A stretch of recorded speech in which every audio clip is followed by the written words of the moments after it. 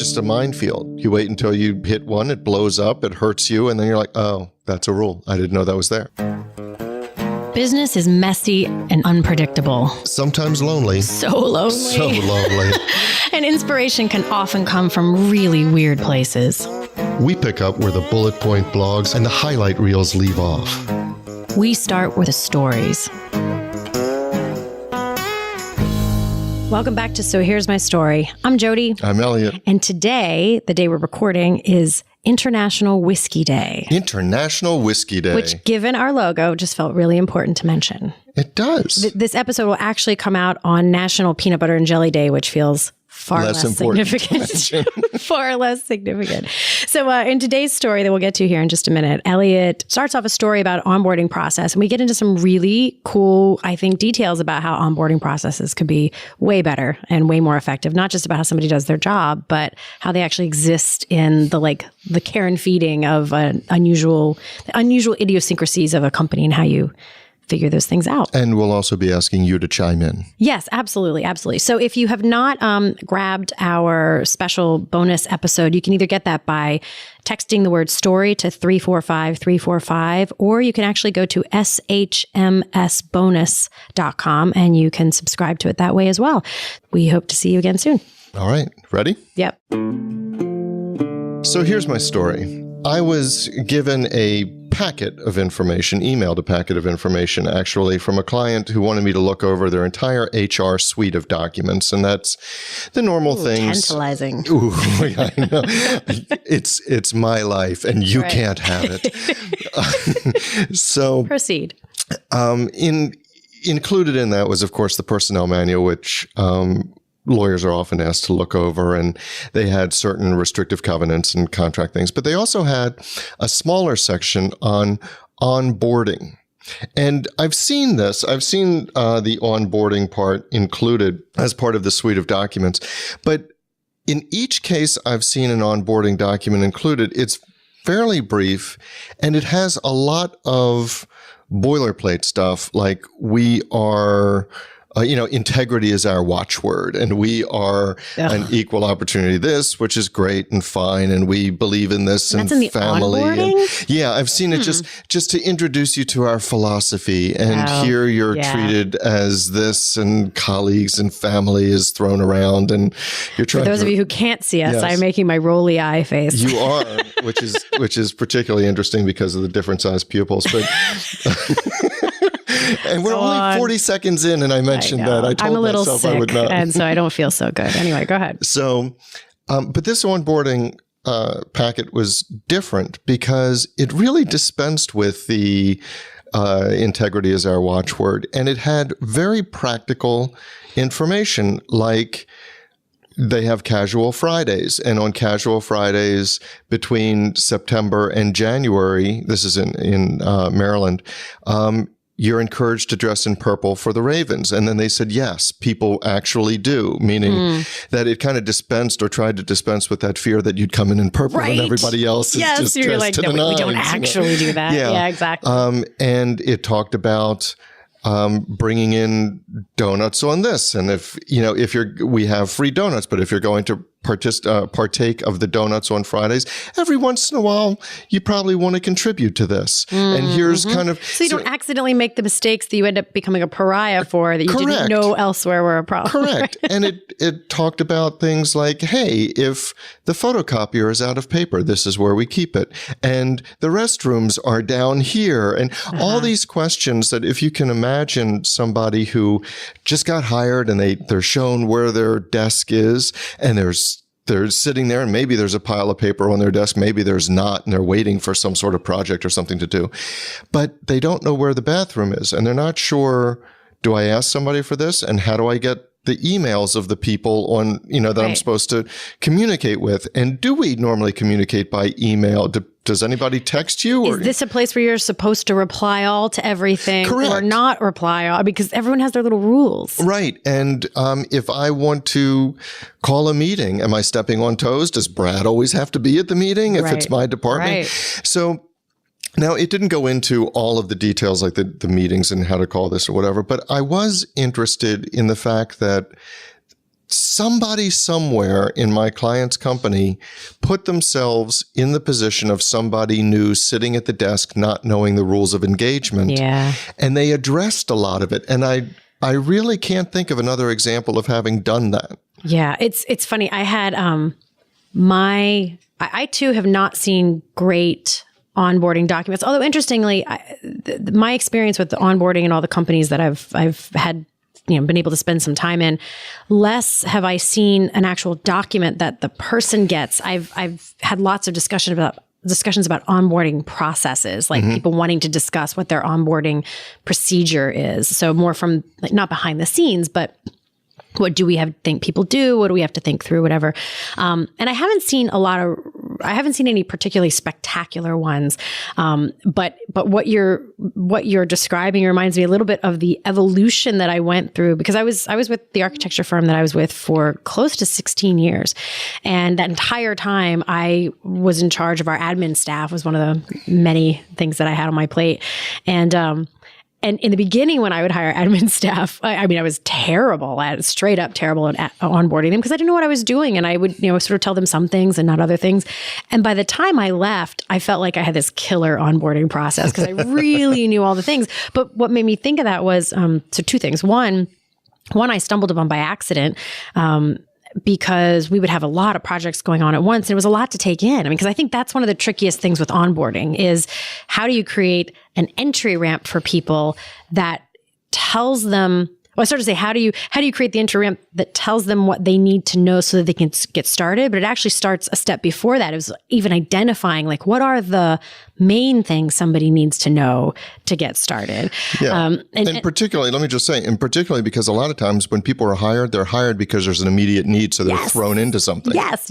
And stuff is backed up, because there was no one in that position or something. So, one of the things that I stumbled upon one time, for the very reason you just said, we were slammed and the admin person had just, I can't remember whether we had to fire someone or whether they left unexpectedly or something, but we had not had somebody. And so everything was stacking up. It was a really busy time. We finally got this person in.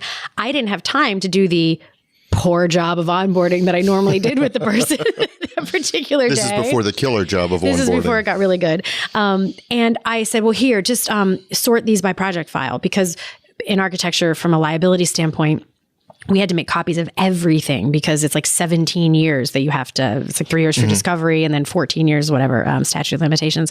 So everything that went in and out of the office, we would make a Xerox of, and you'd put the project number on it. It was this big stack and it was, at this point, if you were here again, you could see my hands. It's like 2-3 feet of stack of paper. And I can verify that. She's made 2-3 feet. Yes. Close to me. Yeah, there you go. Me thinking, what a boring, laborious thing to hand somebody their very first day. I mean, I felt really bad about it. But interestingly, lo and behold, it took her a few hours to do. But when that was all said and done, she was done.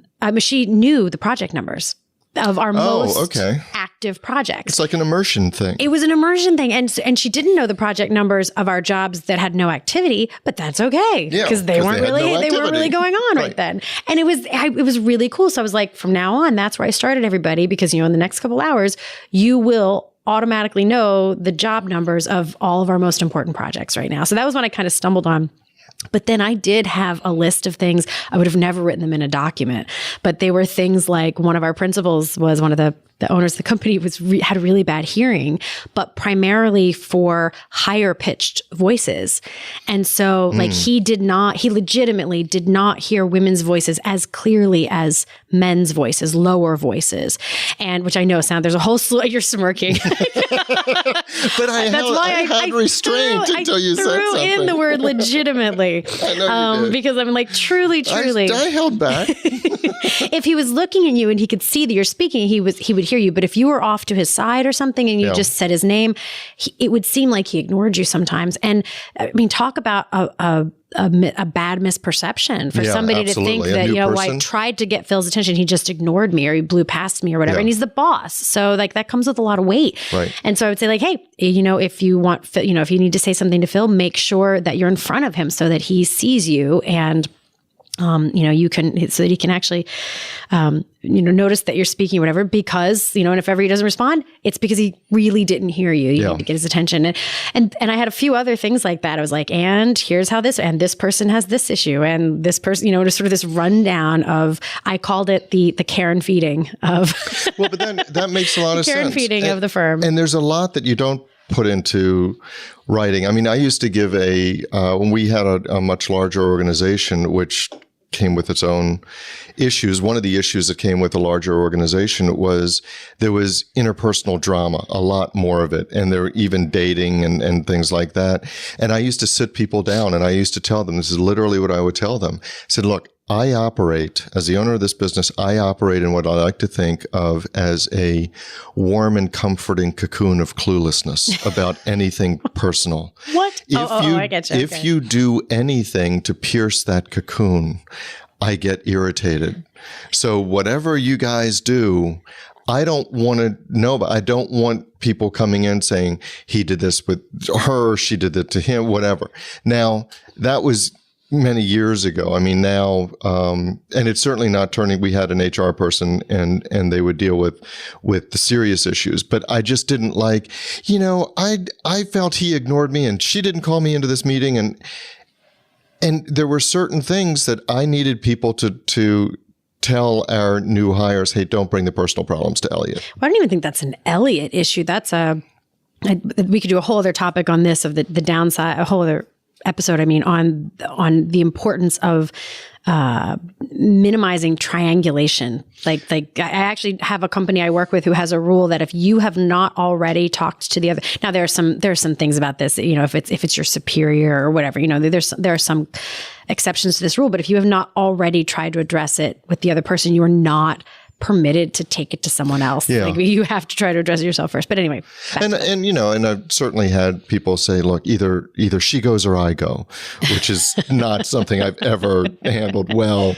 Well, I've handled it well. It doesn't work well with me. No. But either way, there are certain things in terms of, if somebody throws me ultimatums, my entire, literally my posture changes. Everything I'm like, changes. Yes, that's how it's going to go. But there was, certainly when we were larger, there were certain people in the organization that knew and would give a talk on the care and feeding of Elliot. Right. In terms of, this is how I run things. And one of them was that. The other is, and this is what I would tell people, if you believe I've done something disrespectful to you, shown you a lack of respect, insulted you in some way, you've got a choice between two options. Option number one, you could choose that I intentionally did it. Option number two, you could assume that I was oblivious to the fact that I gave you that impression. And I'm begging you, assume option number two and come into me and say, hey, this is what I took away. What were you thinking, or what happened? Right. Well, those even sound like just sort of rules of engagement you would want in the culture of the company. You do, but that's my point. Part of onboarding is not just knowing where the bathroom is. Part is knowing the culture of the company, whether it's casual Fridays or, you have to be in front of this person to talk to them, because if you do that, there are a lot of rules. I think that is the part that I love about this topic that you're bringing up is I think so much of onboarding falls into two of three categories. And the third one that we're focusing on here is the one that I think gets most neglected. The other two that I think get addressed to varying degrees is one, the pure logistics of, well, you need a card key and here's your computer and here's your seat and you can fill out these forms and that's. And the building closes at this hour. Yeah. They're just straight up data almost and logistical items or whatever. The second one are things that I think people think about doing your job. I mean, even my great discovery of the project number filing thing is still in that category of here's how you do your job. And what I don't think gets addressed is all the invisible minutia that somebody is trying to also digest almost most importantly. I mean, those are the things that I think people are most nervous about, or am I going to do the right things? Like, can I put my food in this refrigerator? Or is this refrigerator for only certain people? Yeah. Or you just, because you don't, I remember years ago, friends of ours, we were traveling and visiting some friends of ours out west, and they took us to the most posh, fancy pantsy country club I've ever been to in my entire life. And what I very quickly learned was that they had rules there that weren't, I know how to handle myself in highfalutin situations. Just like SHMS Global Headquarters. Exactly. I know my basic, basic etiquette kinds of things, but they had all sorts of rules that like aren't normal rules, like certain things that, you can't walk across the pool thing without like a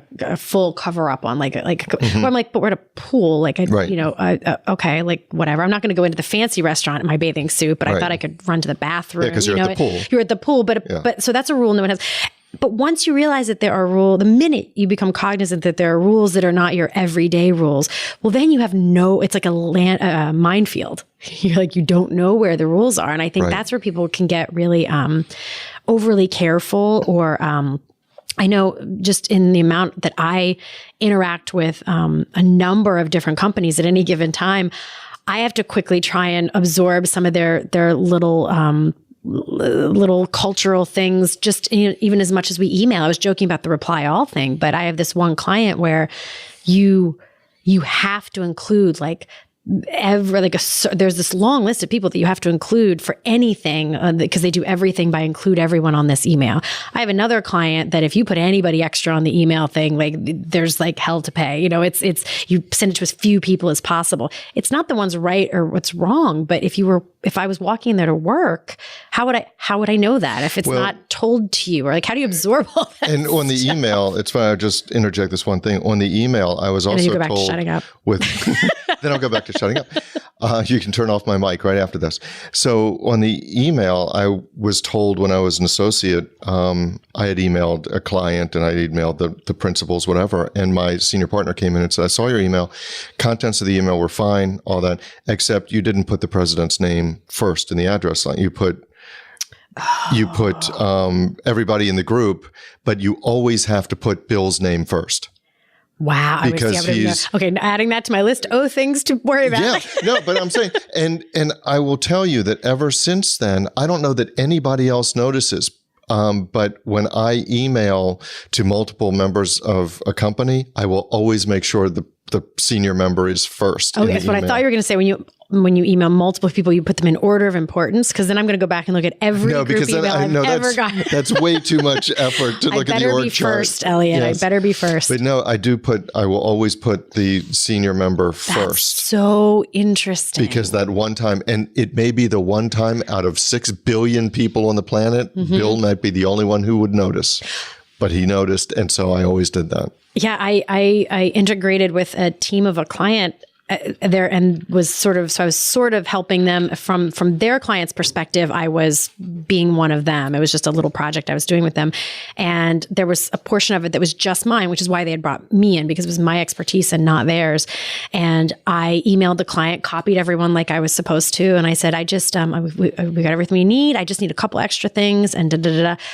I got 4 emails back immediately because I said, we have almost everything we need. But then the rest of the email, I said, I just need a couple extra things. And their rule is when you're emailing out to the client, you only use we. Oh, and I was like, wow. Okay. They're like, you don't make it about you. And I felt so bad. I was like, it makes sense. I wasn't trying to make it about me. I said, we have everything you need. But that's a natural thing, because otherwise we could sound pretentious. Right. It started to sound a little We would like creepy. To see you in the afternoon. We would like to meet you, but only I will be there. Right. It's a little strange. One of my clients would say, you got a frog in your pocket? Right.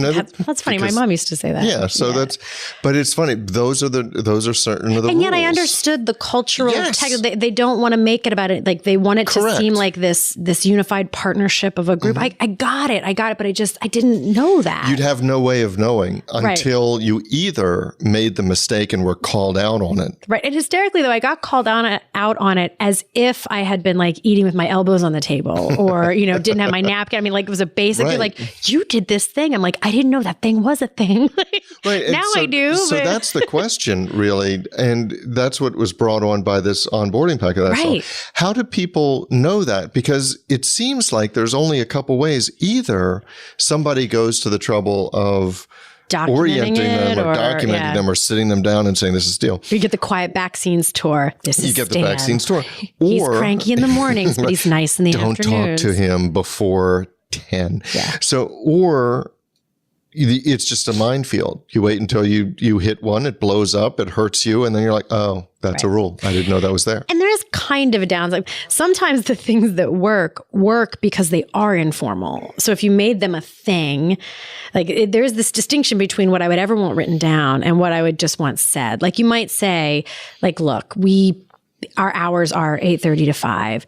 We realize that in this industry, you work a lot of crazy hours, and sometimes you're here till 10 or 11. And, depending on your schedule, if you want to come in a little bit late, but, you can't not be here till noon. Right. You don't want to put that down in the document. No, because then it becomes like a thing. So I think there is this, but it doesn't mean that people don't need to understand what the kind of cultural soup is like and where they might overstep something or not. I really,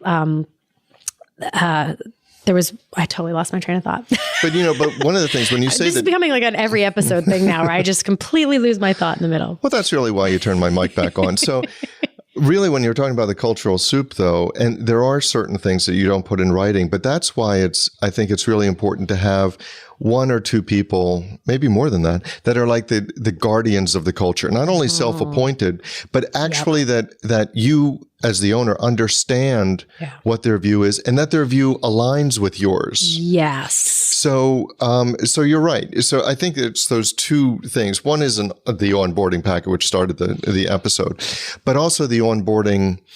It's too informal to call it a process, but the behind the scenes tour. So it's funny. Who knew we were both such divas? But I literally had a binder that for my assistant that I have at any given time called the Care and Feeding of Jodi Hugh. There you go. And because it included like all my personal information. Forget identity theft. This was like an identity gift. Like literally everything you could need to be me is in here, because they have to call and make a lot of appointments for me, and they need like all my information to do that. And so there's just no way around it. Anyway.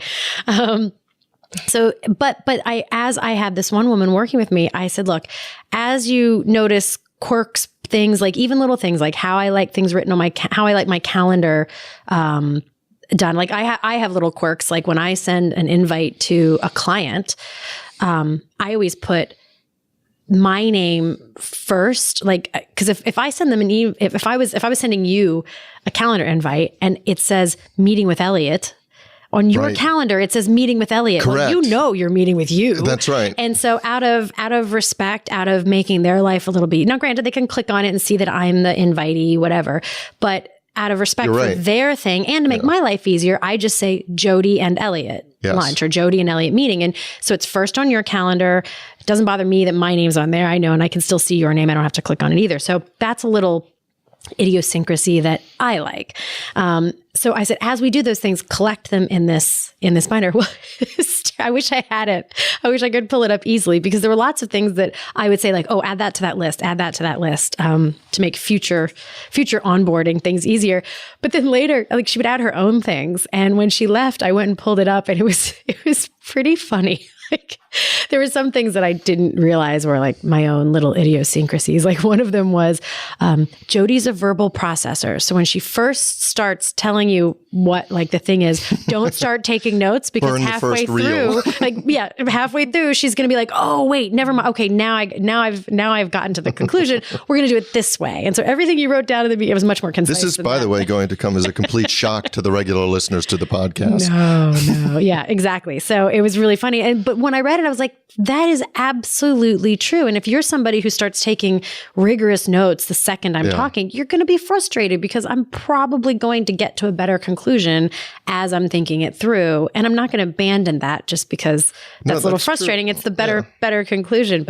And that's the entire arc of our podcast. I mean, how often have we said, like at minute 16, oh, now we've finally gotten to the point. And by the way, for our listeners, just in case you're wondering, in our show notes, we will have, we'll follow through on Jodi's identity gift by providing her social security number, the name of her first dog, and the street she grew up on. So you're going to want to check out the notes for that. But so I think that, as we're winding down, one of the questions that really arises then is how you how you identify the right people to pass on the information, like either write down the packet or give the behind the scenes tour. Well, who those people are and what those things. I mean, it would make me so happy, which would be really nice because I am sick, as we've already mentioned. I don't feel good. How can we make you happy? Here's how you can make me happy. You don't even have to edit those out, Tom. Those are in for effect. I would love to hear like some of the quirky things. Like if you had that person, what are some of the quirky idiosyncrasies of your office or you personally? If someone's going to come work for you, because if you can't identify those things, then it almost doesn't even matter who's sending them along. Or, if you're on a team, it'd be funny or interesting to start collecting those lists. What are our rules that only we have about the dance steps of this particular group of people? Yeah, or what would be one? I mean, in my first job as a law clerk for this small firm downtown, somebody finally took me aside and said, by the way, you'll notice that the senior partner will wander around barefoot. I thought I would just prepare you for that. And I was like, well, I can't thank you enough for preparing me. And sure enough, he would, he had a dictating unit in his hand and he would pace around and he was barefoot. And he would just wander around the office. Was he in a suit? He was in a suit. Wow. Okay. He was in a suit. I don't know why that seems different than if he was in jeans, but it does. But it does. It really does. But that's one of those things like, I'm glad you let me know. Wow. And part of their discussion, if I remember, was don't you do that. That's not a thing here. Right. Like, well, no, but oh my gosh, that's such an important point to this because one of these sort of unspoken rules that you have to understand is just because you see somebody else doing something doesn't necessarily mean that it's okay for you to do it. That's exactly right. So that's exactly why this is so important to articulate some of these unarticulated things, because otherwise, how are you supposed to know what's okay? Well, and we're going to have to wind up, but that is an episode for another day because we've talked about this before, but you teach what you tolerate. And so, and you have to go way back in our archives for that, but you teach what you tolerate. And so it is true that that not all animals are created equal, that for certain people, like the senior partner in my job, he would wander around barefoot, but it was not for me to wander around barefoot as a 24-year-old law clerk. You haven't actually tested the theory. We don't know for certain that he would have been upset if you walked around barefoot. We don't know. We're going to assume yes. We don't know, but it probably wasn't the best. It wouldn't have been the best experiment to make. Probably not. Yeah, Fair enough. That would not have been in the onboarding packet. Definitely not. So that's our story. But the discussion doesn't have to end here. No, it does not. In fact, we don't want it to. No, we don't. That is why we actually have our private Facebook group, which we started to make sure that we could get your comments, your rants, your thoughts, your stories. You can find links to that group as well as show notes and links to subscribe via email and how to find us just about anywhere you can possibly find podcasts at sohere'smystory.com. And you can also find us on Facebook and Twitter at SHMS Podcast. And since we know it takes a village. Yes, it does. We'd like to thank our village, our super talented, incredibly patient team. And occasionally snarky team. Yeah, but in the best of ways. In the best Lovingly of ways. Snarky. Yes. Good mockery. So a huge shout out to the people who actually help us produce our show. First, our sound engineer, Tom Hansen. Thanks to Christy Schmier for our brilliant show notes and all the other fantastic writing she does for us. And to Taylor Mathauer for doing just a little bit of everything. Including wrangling us. Which is no small feat. No, it's not. This is Jodi Hume. And I'm Elliot Wagenheim. And you've been listening to So Here's My Story.